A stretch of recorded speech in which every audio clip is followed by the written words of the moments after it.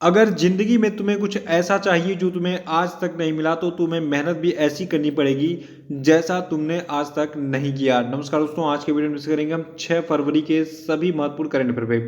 देखिए आज की वीडियो में कुल हम 11 मोस्ट इंपॉर्टेंट करंट अफेयर चर्चा करेंगे और साथ में इनसे जुड़े जितने भी स्पेशल फैक्ट हैं उन पर पूरे डिटेल में चर्चा करेंगे।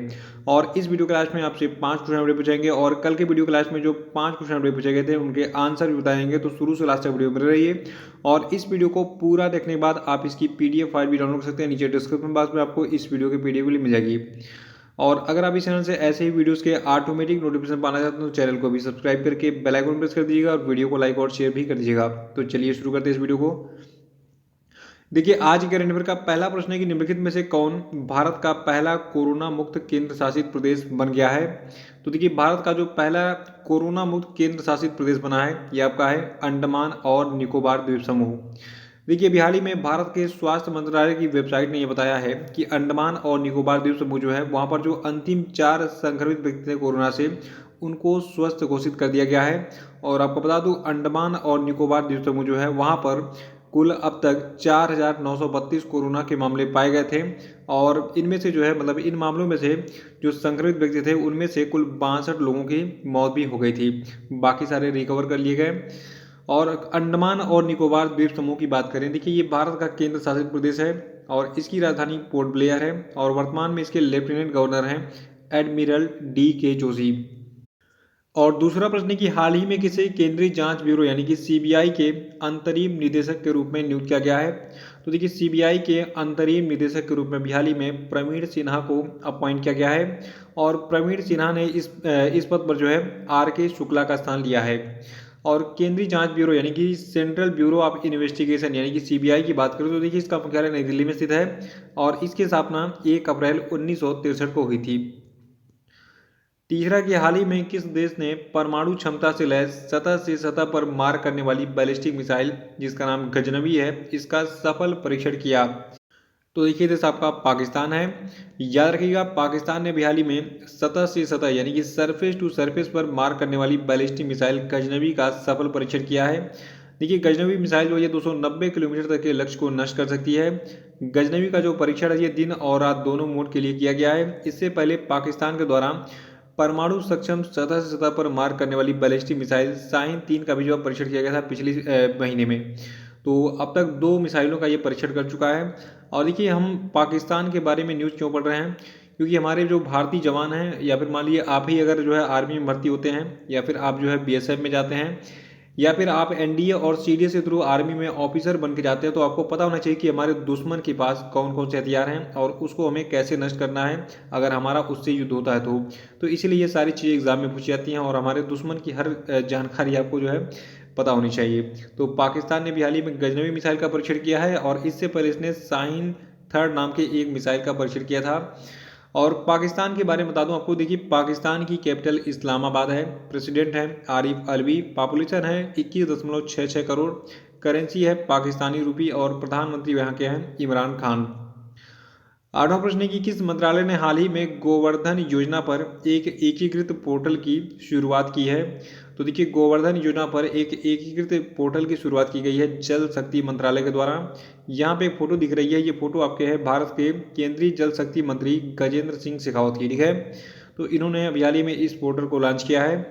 देखिए जो आपका गोवर्धन योजना है ये क्या चीज़ है। देखिए गोवर्धन योजना को स्वच्छ भारत मिशन ग्रामीण के दूसरे चरण के तहत प्राथमिक कार्यक्रम के तौर पर अपनाया जा रहा है और इस पहल का उद्देश्य है जो मवेशी यानी कि जो आपके गाय भैंस होते हैं, ठीक है, और जो जैव कचरे हैं उनका प्रबंधन करना और किसानों की आय को बढ़ाना। देखिए आमतौर पर गोबर का उपयोग कहाँ पे किया जाता है। देखिए जो गोबर होता है उससे उपले बनाए जाते हैं और गोबर को अंग्रेजी में हम डंग कहते हैं, ठीक है। तो आपने अमेजोन पे एक ऐड देखा होगा, वहाँ पे जो है काऊ डंग केक यानी कि जो आपका उपला होता है जिसको गांव में गोईठा या फिर जो भी गोहरा वगैरह कहते हैं, ठीक है, मतलब गांव में बहुत सारी भाषा मतलब इसके नाम प्रचलित हैं।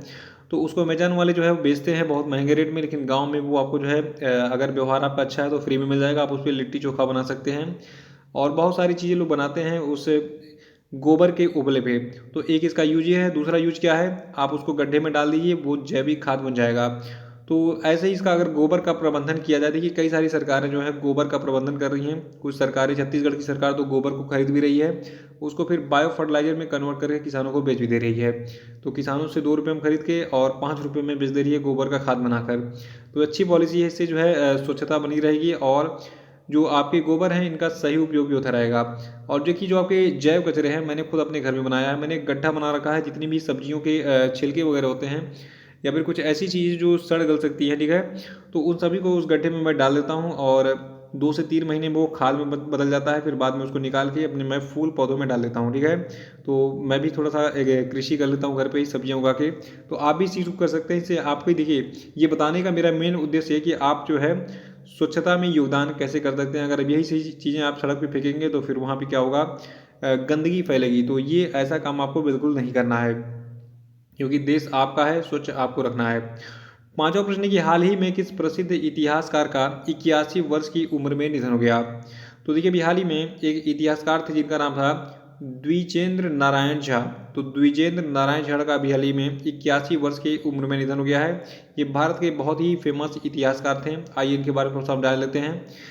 देखिए ये जो है दिल्ली यूनिवर्सिटी में वर्तमान में इतिहास विभाग के चेयरमैन रहे थे और ये जो है प्राचीन इतिहास और मध्यकालीन इतिहास, ठीक है, यानी कि एंशियंट हिस्ट्री और मेडिवल हिस्ट्री पर जो है इनको विशेषज्ञता हासिल थी। और जो आपके डी.एन. झा हैं, इन्होंने बीए ऑनर्स की पढ़ाई कलकत्ता विश्वविद्यालय से की थी और इन्होंने पटना यूनिवर्सिटी से इतिहास में एमए किया था और उसके बाद नौकरी मिल गई, फिर दिल्ली यूनिवर्सिटी में आ गए और यहाँ पे इतिहास विभाग में चेयरमैन भी रहे। तो इनका भी हाल ही में निधन हो गया है। और छठवां प्रश्न की हाल ही में किसे वायुसेना मुख्यालय में महानिदेशक निरीक्षण और सुरक्षा के रूप में अपॉइंट किया गया है। तो देखिए इंडियन एयरफोर्स यानी कि भारतीय वायुसेना के मुख्यालय में महानिदेशक निरीक्षण और सुरक्षा के रूप में अपॉइंट किया गया है जीएस बेदी को। और इनका जो नियुक्ति है ये 1 फरवरी 2021 को हुआ है और इन्होंने जो है भारतीय वायुसेना में जो है विभिन्न महत्वपूर्ण पदों पर भी काम किया है। इसके अलावा देखिए इन्होंने भारतीय उच्चायोग और लंदन में वायु सलाहकार के रूप में भी कार्य किया है। इन्होंने 2010 में विशिष्ट सेवा पदक और 26 जनवरी 2020 को जो है अति विशिष्ट सेवा पदक भी प्राप्त किया था भारत सरकार से। तो ये डिटेल्स याद रखिएगा जीएस बेदी के बारे में, लेकिन याद रखना है 1 फरवरी 2021 को इनको जो है भारतीय वायुसेना मुख्यालय में महानिदेशक निरीक्षण और सुरक्षा के पद पर अपॉइंट किया गया था। सातवां, ये आरबीआई ने 5 फरवरी 2021 को मौद्रिक नीति समिति की द्विमासिक बैठक में रेपो रेट कितने प्रतिशत पर बरकरार रखा है। देखिए डेट वाइज मैं आपको अपडेट करते रहता हूँ जब भी जो है आरबीआई अपडेट करती है कि वर्तमान में किस दी को कितना रेपो रेट रखा गया। देखिए हम बात कर रहे हैं 5 फरवरी 2021 की। तो 5 फरवरी 2021 को जो मौद्रिक नीति समिति की बैठक हुई थी, इसमें यह डिसाइड किया गया कि जो आपका रेपो रेट रहेगा, ठीक है, रेपो रेट को 4% यानी कि 4% रखा जाएगा। रिवर्स रेपो रेट को 3.35% रखा जाएगा।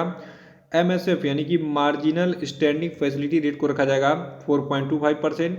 बैंक रेट को 4.25% रखा जाएगा। CRR आपका रहेगा यानी कैश रिजर्व रेशियो रहेगा 3% और SLR को रखा जाएगा 18%। तो ये वर्तमान बैंक क्या नाम है रिजर्व बैंक का पॉलिसी रेट है, इसको आपको याद रखना है। और आठवां प्रश्न है कि किस राज्य ने अपना पहला ह्यूमन मिल्क बैंक खोला। देखिए अभी हाल ही में केरल में जो है वहाँ का पहला ह्यूमन मिल्क बैंक खोला गया है। देखिए यहाँ पे एक चीज़ ध्यान दीजिएगा, यहाँ पे हमने ह्यूमन मिल्क बैंक की बात की।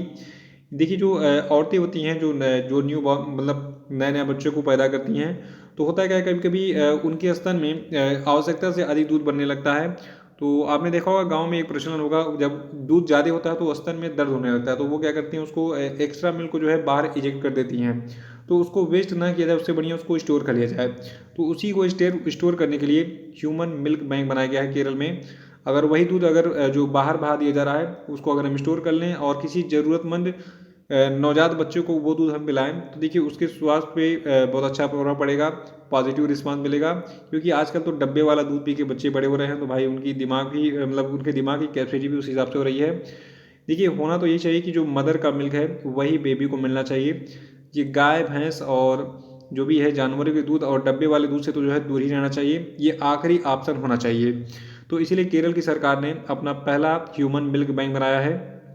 देखिए बिहार ही में इस आधुनिक सुविधा को जो है केरल के स्वास्थ्य मंत्री के शैलजा के द्वारा लॉन्च किया गया है और इसको जो है केरल के एर्नाकुलम जनरल अस्पताल में खोला गया है। ये मिल्क बैंक वहाँ कहाँ बनेगा, केरल के एर्नाकुलम जनरल अस्पताल में। इसकी स्थापना rotary club of Cochin global के संयुक्त जो है केरल में किया गया है। और केरल की बात करें तो देखिए केरल के सीएम है पिनराई विजयन, केरल के राज्यपाल हैं आरिफ मोहम्मद खान और केरल के जो स्वास्थ्य मंत्री का नाम है के शैलजा। नवा प्रश्न है कि हाल ही में भारत की किस कंपनी ने अमेरिका से दुनिया का पहला कार्बन न्यूट्रल ऑयल आयात किया। देखिए अभी हाल ही में रिलायंस को मिला है दुनिया का पहला कार्बन न्यूट्रल ऑयल और ये न्यूज़ बहुत बड़ी है, ये एग्जाम में जरूर पूछी जाएगी। तो देखिए ये कंपनी रिलायंस है और रिलायंस मुकेश अंबानी जी की कंपनी है। देखिए मुकेश अंबानी जो है इनकी जो कंपनी है रिलायंस इंडस्ट्री लिमिटेड, इसको अभी हाल ही में अमेरिका की एक तेल प्रमुख कंपनी, इसका नाम है ऑक्सीडेंटल, इससे ये पहला मतलब दुनिया का जो पहला कार्बन न्यूट्रल ऑयल है ये प्राप्त हुआ है। और ये उपलब्धि 2035 तक रिलायंस के शुद्ध शून्य कार्बन उत्सर्जन कंपनी बनने के अपने लक्ष्य को जो है पूरा करने में रिलायंस की मदद करेगा। और अभी हाल ही में देखिए रिलायंस को ये खेप कब प्राप्त हुआ है 28 जनवरी 2021 को, और ये खेप इसको गुजरात के जामनगर में प्राप्त हुआ है, क्योंकि गुजरात के जामनगर से ही ये अपने तेल का एक्सपोर्ट और इम्पोर्ट करता है, कौन, रिलायंस। तो ये सारी डिटेल्स याद रखना है, लेकिन जो सबसे खास बात एक लाइन में बनाना है दिमाग में कि रिलायंस जो है इसने अभी हाल ही में अमेरिका से दुनिया का पहला कार्बन न्यूट्रल ऑयल प्राप्त किया है। देखिए इस तेल से काफ़ी फायदे होंगे, अगर आपकी गाड़ी में अपनी इस डीजल और पेट्रोल को यूज़ करते हैं तो इससे ये होगा कि आपकी गाड़ी से धुआं निकलेगा नहीं, तो पॉल्यूशन नहीं होगा, तो अच्छा रहेगा, ग्लोबल वार्मिंग वगैरह कम रहेगी। 10वां प्रश्न की हाल ही में किस देश में हिंद महासागर क्षेत्र के रक्षा मंत्रियों के सम्मेलन का आयोजन किया गया। देखिए अभी हाल ही में भारत में जो है हिंद महासागर क्षेत्र के रक्षा मंत्रियों के सम्मेलन का आयोजन किया गया था। इस सम्मेलन का विस्तृत विषय था हिंद महासागर में शांति, सुरक्षा और सहयोग। इसकी अध्यक्षता भारत की तरफ से रक्षा मंत्री राजनाथ सिंह के द्वारा की गई थी। इसका जो आयोजन है ये भारत ने एरो इंडिया 2021 शो के मौके पर किया था। देखिए मैं आपको अपडेट दे चुका हूँ कि जो आपका एरो इंडिया 2021 इवेंट है ये 3 फरवरी से 5 फरवरी 2021 तक आयोजित किया गया था और इसकी लोकेशन रही येलहंका एयरफोर्स बेस बेंगलुरु। और ये चीज़ें मैंने आपको पिछले साल ही बताई थी जब इसका डेट अनाउंस हुआ था, और अभी कुछ दिन पहले इसके बारे में एक एप्लीकेशन भी लॉन्च किया तभी मैंने बताया था। तो अगर आप भूल गए हैं तो फिर से नोट कर लीजिएगा, एरो इंडिया 2021 शो का आयोजन कहाँ पे किया गया था, 3 फरवरी से 5 फरवरी 2021 तक किया गया था बेंगलुरु में येलहंका एयरफोर्स बेस पर। और 11वां प्रश्न की ब्रांड मूल्यांकन के बारे में बताने वाली एक कंपनी है, इसका नाम है डफ एंड फेब्स। तो इसकी ओर से जारी ताज़ा रैंकिंग में अभी हाल ही में किस भारतीय को भारत के सबसे बड़े सेलिब्रिटी की लिस्ट में पहला स्थान हासिल हुआ है। तो देखिए वर्तमान में भारत के जो सबसे बड़े सेलिब्रिटी हैं इनका नाम है विराट कोहली। और सबसे खास बात है कि क्रिकेटर विराट कोहली 23.77 करोड़ अमेरिकी डॉलर के ब्रांड मूल्य के साथ 2020 में लगातार चौथे साल सबसे मूल्यवान भारतीय सेलिब्रिटी रहे। और इस लिस्ट में दूसरा नाम बॉलीवुड एक्टर अक्षय कुमार का है, तीसरे स्थान पर इसमें रणबीर सिंह है। तो अगर एग्जाम में पूछा जाए कि भारत के सबसे बड़ी सेलिब्रिटी कौन है तो ये है विराट कोहली, इनका ब्रांड मूल्य सबसे अधिक है, दूसरे नंबर पर अक्षय कुमार है, तीसरे नंबर पर आपके हैं रणबीर सिंह। तो ये थे आपके आज के सभी महत्वपूर्ण करंट अफेयर और हम बात करेंगे आज के सभी क्वेश्चन पे। देखिए आज क्वेश्चन का पहला प्रश्न आपके लिए कि हाल ही में कौन दोबारा बॉक्सिंग फेडरेशन ऑफ इंडिया के अध्यक्ष बने। उत्तर बताइए। नहीं पता है तो कल का वीडियो देखिए रिवाइज कर डालिएगा। देखिए रिवीजन आप जरूर किया कीजिए, इससे आपका जो है पिछले दिन का करंट अफेयर ताज़ा हो जाता है और कभी नहीं भूलता है। दूसरा प्रश्न कि अंतर्राष्ट्रीय मानव बंधुत्व दिवस किस तिथि को मनाया गया बताइए। और तीसरा कि विश्व कैंसर दिवस किस तिथि को मनाता है, इसका उत्तर बताइए। चौथा कि अमेजॉन के नए सीईओ कौन बने बताइए। पांचवा कि हाल ही में किस देश के तेज गेंदबाज अशोक डिंडा ने क्रिकेट के सभी प्रारूपों से संन्यास लेने की घोषणा की बताइए। और अब हम बात करेंगे कल के जितने भी क्वेश्चन अपडेट थे उनके सही उत्तर क्या क्या है। देखिए क्वेश्चन अपडेट का पहला प्रश्न था कि ऑक्सफोर्ड लैंग्वेजेज ने किस शब्द को 2020 का हिंदी भाषा का शब्द घोषित किया है। तो देखिए ये शब्द आपका है आत्मनिर्भरता। दूसरा था कि Syed Mushtaq Ali trophy T20 cricket tournament 2020-21 किसने जीता। तो देखिए इसको तमिलनाडु ने जीता है। और तीसरा था कि हाल ही में किसे फेसबुक ने अपना पहला मुख्य अनुपालन अधिकारी नियुक्त किया। तो देखिए इनका नाम है हेनरी मोनीज। और चौथा था कि the little book of encouragement पुस्तक को किसने लिखा है। तो देखिए इसको लिखा है दलाई लामा ने। और पांचवा था कि हाल ही में किस संगीतकार को अलर्ट बीइंग आइकॉन अवार्ड दिया गया। तो देखिए इनका नाम है ए आर रहमान। और इसी के साथ आज का ये वीडियो समाप्त होता है। तो वीडियो को लाइक करके इसको शेयर जरूर कर दीजिएगा और जो लोग नए वो चैनल को सब्सक्राइब कर लेंगे। और देखिए नीचे डिस्क्रिप्शन बॉक्स में फेसबुक पेज और टेलीग्राम की लिंक दी गई है, इन दोनों को आप जरूर ज्वाइन कर लेंगे ताकि आपको यहाँ से करेंट अफेयर और जीएस के अपडेट मिलते रहें। तो इसी के साथ बहुत बहुत धन्यवाद। Thank you and have a nice day.